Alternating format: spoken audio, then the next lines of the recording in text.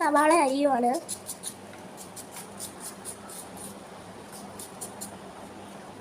തീർന്നിട്ടുണ്ട് നമ്മളെ സവാള. അരിഞ്ഞു വന്നത് നമുക്കൊന്ന് നോക്കാം. വന്നിട്ടുണ്ട്, പക്ഷെ കുറച്ചും കൂടെ അരയാനുണ്ടെന്ന് തോന്നുന്നില്ലേ? ഇത് ചാറിയിരിക്കുവാണ്. നമുക്കൊന്ന് തുറന്നു നോക്കാം. ഇതാണ്ട, ഇതാണ്. ഇതെന്ന് വെച്ചാൽ പച്ചമുളക്, വെളുത്തുള്ളി, കൊച്ചുള്ളി ആണ്. പിന്നെ ഇഞ്ചി കൂടി ഇട്ടിട്ടുണ്ട്. ബീഫ് കുട്ടൻ നമ്മൾ കുക്കറിൽ വെച്ചിട്ടുണ്ട്. പക്ഷേ ഗ്യാസ് ഓണാക്കിയില്ല കേട്ടോ. അത് 10 പ്രാവശ്യം വിസിലടിച്ചായിരുന്നു. ബീഫ് വെക്കാൻ തുടങ്ങാണ് കേട്ടോ. അതിന് ഇത് ചട്ടി എടുത്തിട്ടുണ്ട്. അതിലേക്ക് നമ്മൾ എണ്ണ ഒഴിച്ചിട്ടുണ്ട്. പിന്നെ നമുക്ക് സവാള ഇട്ട് കൊടുക്കണം. സവാള ഇട്ട് കൊടുക്കുന്നതിന് ശേഷം നല്ലോണം ഇത് വഴറ്റിയെടുക്കണം കേട്ടോ. 5 മിനിറ്റ് ഒന്ന് ഇച്ചിരി വേഗം വേണ്ടി 5 മിനിറ്റ് ഒന്ന് അടച്ച് വേവിക്കാം കേട്ടോ. നമുക്ക് ഇതൊന്ന് തുറന്ന് നോക്കാം. നല്ല ബ്രൗൺ കളർ ആവുന്ന വരെ നമുക്ക് ഒന്ന് വഴറ്റി കൊടുക്കണം.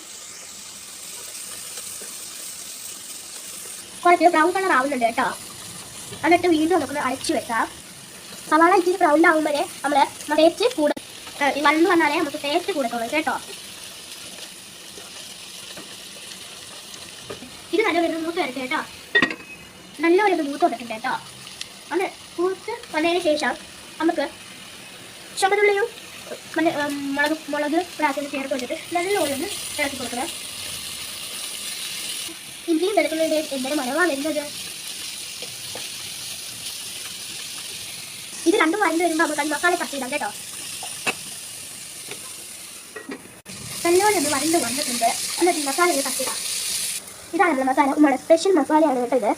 ബീഫ് വേവിച്ചത് നമുക്ക് അതിൽ നമുക്ക് ഇട്ട് കൊടുക്കാം. സോറി, തെറ്റിപ്പോയി. മുളക് പൊടിയാണ് കേട്ടോ ഇടേണ്ട.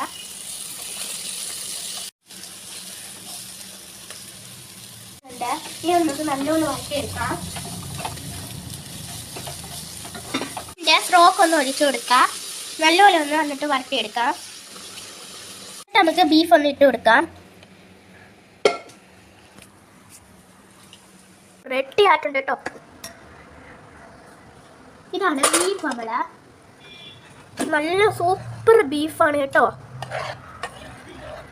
നിങ്ങളൊരു ഈ വീഡിയോ കണ്ടവരാണെങ്കിൽ സബ്സ്ക്രൈബും ലൈക്കും ചെയ്യണം കേട്ടോ.